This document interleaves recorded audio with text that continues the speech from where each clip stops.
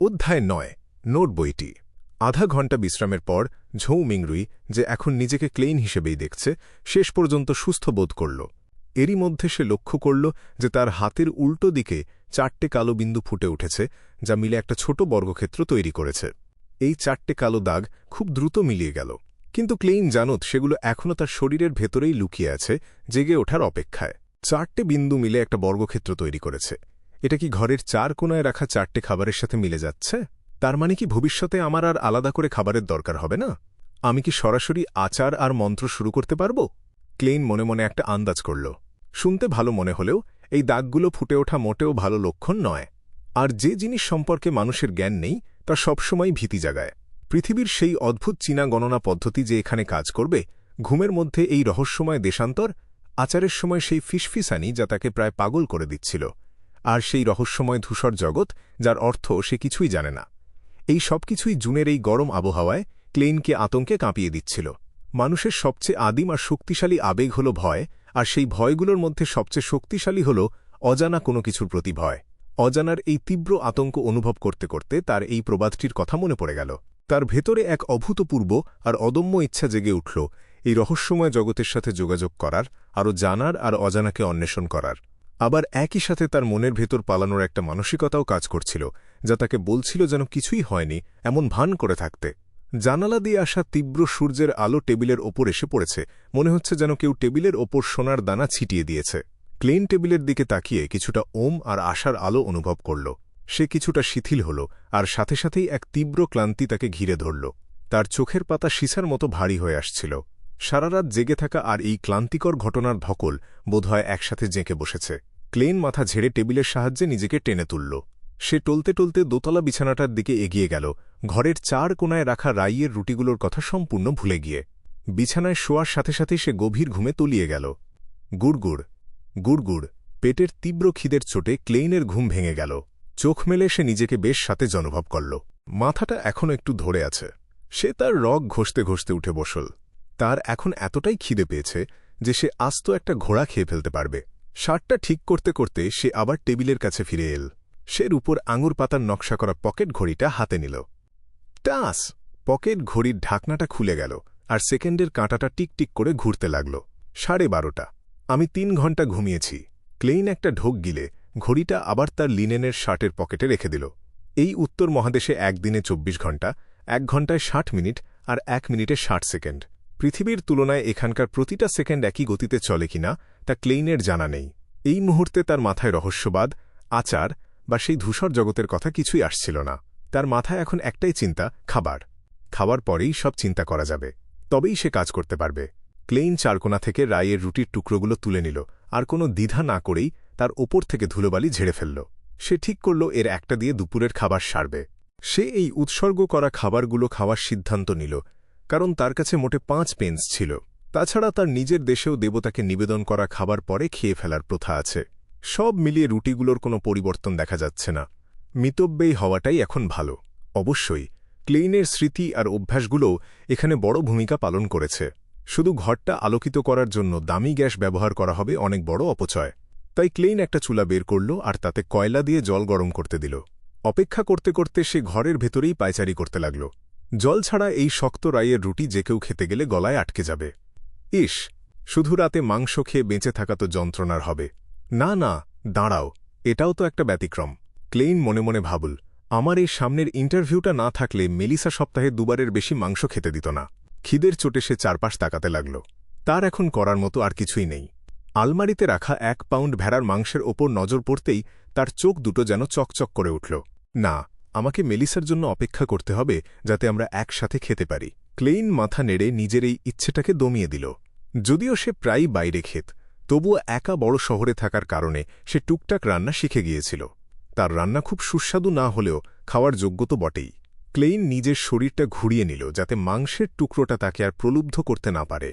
তখনই তার হঠাৎ মনে পড়ল যে সকালে সে মটরশুঁটি আর আলুও কিনেছে। আলু! ক্লেইনের মাথায় সাথে সাথেই একটা বুদ্ধি এল। সে দ্রুত আলমারির দিকে ফিরে গেল আর আলুর স্তূপ থেকে 2টো আলু বের করে নিল। প্রথমে সে পাবলিক বাথরুমে গিয়ে আলু 2টো পরিষ্কার করল, আর তারপর পাত্রের জলের মধ্যে দিয়ে দিল যাতে একসাথে সিদ্ধ হয়। কিছুক্ষণ পর সে আলমারিতে খুঁজে পাওয়া মশলার কৌটা থেকে কিছুটা হলুদ দানাদার নুন জলের মধ্যে ছিটিয়ে দিল। ধৈর্য ধরে কয়েক মিনিট অপেক্ষা করে সে পাত্রটি নামিয়ে কয়েকটা কাপ আর একটা বাটিতে স্যুপ ঢেলে নিল। শেষে কাঁটা চামচ দিয়ে আলু দুটো বের করে টেবিলের ওপর রাখল। ফু! ক্লেইন আলুর খোসা অল্প অল্প করে ছাড়াতে ছাড়াতে ফুঁ দিতে লাগল। সিদ্ধ আলুর সুগন্ধে চারপাশ ম ম করছে। এটা বেশ মুখরোচক মনে হচ্ছে। তার জিভে জল চলে এল। আলুর তাপও আর তাকে আটকে রাখতে পারল না। অর্ধেক খোসা ছাড়ানো অবস্থাতেই ক্লেইন একটা কামড় দিল। কি দারুণ গন্ধ! এর গঠনটা বেশ গুঁড়ো গুঁড়ো আর চিবানোর সময় মিষ্টি স্বাদ লাগছে। মুহূর্তেই তার মন ভালো হয়ে গেল আর সে গপাগপ আলু দুটো খেয়ে ফেলল। এমনকি সে খোসাগুলোও বাদ দিল না। এরপর সে বাটিটা তুলে নিয়ে স্যুপটা উপভোগ করল। জলের মধ্যে 1 চিমটি নুন বেশ তৃষ্ণা মেটানোর মতো হয়েছে। ছোটবেলায় আলু এভাবে খেতে আমি খুব পছন্দ করতাম। পেট ভরে যাওয়ার পর ক্লেইন মনে মনে বলল। এর মাঝে সে রুটির ছোট একটা টুকরো ছিঁড়ে নিয়ে স্যুপে ডুবিয়ে নরম করে খেল। হয়তো আচারটা অনেক বেশি ক্লান্তিকর ছিল। ক্লেইন প্রায় 1 পাউন্ডের মতো 2টো রুটি খেয়ে ফেলল। ক্লেইন অনুভব করল সে অবশেষে আবার চনমনে হয়ে উঠেছে। স্যুপটা শেষ করে সবকিছু গুছিয়ে রাখার পর সে জীবনের আনন্দটা খুঁজে পেল। বাইরের ঝকঝকে সূর্যের আলো দেখে তার মনটা খুশি হয়ে উঠল। সে আবার টেবিলের কাছে গিয়ে বসল আর পরিকল্পনা শুরু করল। আমি আর পালাতে পারব না। আমাকে রহস্যময় জগতের সাথে যোগাযোগ করার কোনো পথ খুঁজে বের করতে হবে, আর জাস্টিস এবং দ্য হ্যাংডম্যানের বলা সেই বিয়েন্ডার হতে হবে। আমাকে অজানার ভয় জয় করতে হবে। এখন একমাত্র উপায় হল পরের জমায়েত পর্যন্ত অপেক্ষা করা। আমাকে দেখতে হবে আমি স্পেকটেটর বা অন্য কোনো অতিপ্রাকৃত জিনিসের ব্যাপারে কিছু জানতে পারি কিনা। সোমবারের আগে আর 4 দিন বাকি। তার আগে আমাকে ক্লেইনের সমস্যাটা খুঁজে বের করতে হবে। সে কেন আত্মহত্যা করল? তার সাথে আসলে কি হয়েছিল? পুরানো জীবনে আর ফিরে যাওয়ার উপায় নেই দেখে ক্লেইন টেবিলের ওপর রাখা নোটবইটা তুলে নিল। সে তার হারিয়ে যাওয়া স্মৃতির টুকরোগুলো ফিরে পাওয়ার কোনো সূত্র খুঁজতে চাইল। আসল ক্লেইনের নোট নেওয়ার বেশ অভ্যাস ছিল। সে ডায়েরি লিখতেও পছন্দ করত। ক্লেইন ভালো করেই জানত যে টেবিলের ডান দিকের ড্রয়ারে এক গাদা শেষ করা নোটবই জমানো আছে। এই বইটা শুরু হয়েছে 10ই মে। শুরুতে তার স্কুল, শিক্ষক এবং পড়ালেখা সংক্রান্ত বিষয়গুলো ছিল। 12ই মে মিস্টার আজিক বললেন যে দক্ষিণ মহাদেশের বালাম সাম্রাজ্যে যে ভাষা ব্যবহার করা হয় তা প্রাচীন ফেসাক ভাষা থেকে এসেছে, যা জটুন ভাষারই একটা শাখা। কেন এমনটা হল? তার মানে কি সব বুদ্ধিমান প্রাণী একসময় একই ভাষায় কথা বলত? না, কোথাও একটা ভুল হচ্ছে। দ্য রেভেলেশন অফ এভারনাইট আর দ্য বুক অফ স্টর্মস অনুযায়ী আদিযুগে শুধু দানবরাই পৃথিবীর অধিপতি ছিল না। সেখানে এলফ, মিউট্যান্ট আর ড্রাগনও ছিল। যাই হোক, এগুলো সবই হয়তো রূপকথা আর কল্পনা। 16ই মে সিনিয়র অ্যাসোসিয়েট প্রফেসর কোহেন আর মিস্টার আজিক বাষ্পীয় যুগের অনিবার্য পরিণতি নিয়ে আলোচনা করলেন। মিস্টার আজিকের মতে এটি একটি কাকতালীয় ঘটনা মাত্র, কারণ সম্রাট রোজেল না থাকলে উত্তর মহাদেশ দক্ষিণ মহাদেশের মতোই এখনও তলোয়ার নিয়ে লড়াই করত। শিক্ষক যুক্তি দিলেন যে মিস্টার আজিক একজন ব্যক্তির অবদানের ওপর বড্ড বেশি গুরুত্ব দিচ্ছেন। তিনি বিশ্বাস করেন যে প্রগতির সাথে সাথে যদি সম্রাট রোজেল নাও থাকতেন তবে সম্রাট রবার্ট আসতেন। তাই বাষ্পীয় যুগ আসতে দেরি হতে পারত, কিন্তু তা আসতই। তাদের আলোচনায় আমি খুব একটা রস পাচ্ছিলাম না। আমি নতুন কিছু আবিষ্কার করা আর লুকানো অতীত উন্মোচন করতেই বেশি পছন্দ করি। হয়তো ইতিহাসের চেয়ে প্রত্নতত্ত্ব নিয়ে পড়াশোনা করাই আমার জন্য বেশি ভালো হতো। 29 মে ওয়েলচ আমাকে খুঁজে বের করল আর বলল সে চতুর্থ যুগের একটা নোটবই পেয়েছে। হে ঈশ্বর! চতুর্থ যুগের একটা নোটবই। সে প্রত্নতত্ত্ব বিভাগের ছাত্রদের সাহায্য নিতে চায় না, তাই সে আমার আর নায়ার কাছে এসেছে এর পাঠোদ্ধার করতে। আমি কিভাবে মানা করি? অবশ্যই আমি আমার গ্র্যাজুয়েশন শেষ করার পরই কেবল এটা করতে পারব। এই মুহূর্তে আমি অন্য কোথাও মনোযোগ দিতে পারব না। এটা ক্লেইনের নজর কাড়ল। ইতিহাস বা মতপার্থক্য নিয়ে নোটগুলোর তুলনায় চতুর্থ যুগের নোট বইটির উল্লেখ ক্লেইনের আত্মহত্যার কারণ হতে পারে। চতুর্থ যুগ ছিল বর্তমান লৌহ যুগ এর আগের যুগ।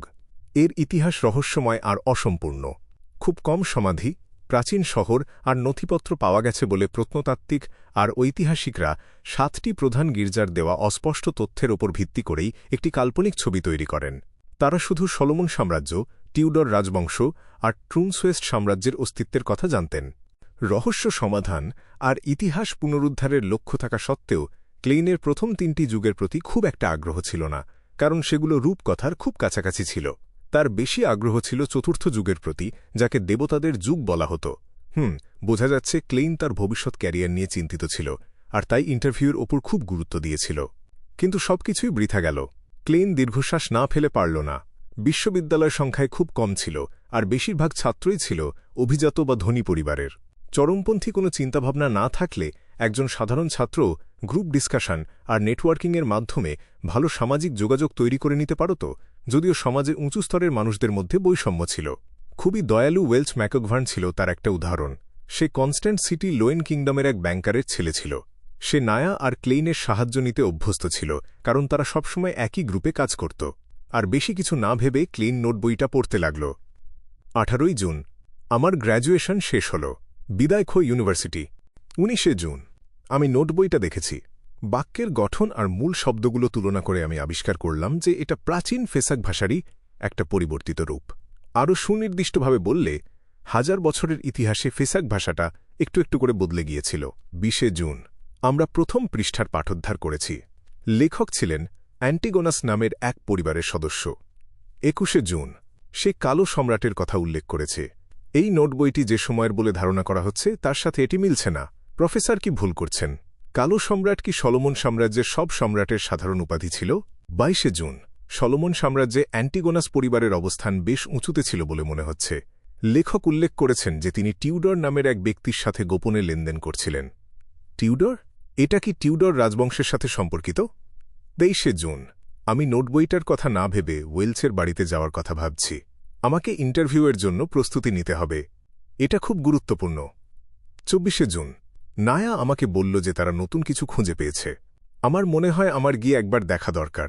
25 জুন নতুন পাঠোদ্ধার করা অংশ থেকে জানা গেল লেখককে হর্নাকিস পর্বতমালার সর্বোচ্চ চূড়ায় অবস্থিত চিররাত্রির দেশ পরিদর্শনের একটি দায়িত্ব দেওয়া হয়েছিল। হে ঈশ্বর, সমুদ্রপৃষ্ঠ থেকে 6000 মিটারেরও বেশি উঁচুতে একটা দেশ কিভাবে থাকতে পারে? তারা সেখানে বেঁচে থাকে কি করে? 26 জুন এই অদ্ভুত জিনিসগুলো কি সত্যি? রেকর্ডটা এখানেই শেষ হয়েছে। ঝৌ মিংরুই 28 তারিখের খুব ভোরে এই শরীরে প্রবেশ করেছে। তার মানে 27 জুনের জন্য অবশ্যই একটা এন্ট্রি ছিল, আর সেটা ছিল সেই লাইনটা, সবাই মারা যাবে, আমি নিজেও। ক্লেইন নোট বইয়ের সেই পৃষ্ঠাটায় ফিরে গেল, যা সে এখানে আসার পর প্রথম দেখেছিল। এই হিসাবটা মেলাতে গিয়ে তার গায়ের লোম খাড়া হয়ে গেল। আসল ক্লেইনের আত্মহত্যার রহস্য সমাধান করতে তাকে ওয়েলসের কাছে যেতে হবে আর প্রাচীন নোট বইটা দেখতে হবে। তবে অনেক উপন্যাস আর সিনেমা দেখার অভিজ্ঞতা থেকে তার সন্দেহ হচ্ছে যে এগুলো যদি সত্যিই সম্পর্কিত হয় তবে সেখানে যাওয়া খুব বিপজ্জনক হতে পারে। যারা হানাবাড়ি জেনেও তদন্ত করতে যায় তাদের পরিণতি মোটেও ভালো হয় না। তবুও তাকে যেতে হবে, কারণ পালিয়ে কোনোদিন সমস্যার সমাধান হয় না। এটা কেবল পরিস্থিতিকে আরও খারাপ করবে, যতক্ষণ না তা তাকে পুরোপুরি ডুবিয়ে দিচ্ছে। হয়তো পুলিশকে জানানো যায়, কিন্তু আমি নিজে আত্মহত্যা করেছি বলাটা তো বোকামি হবে।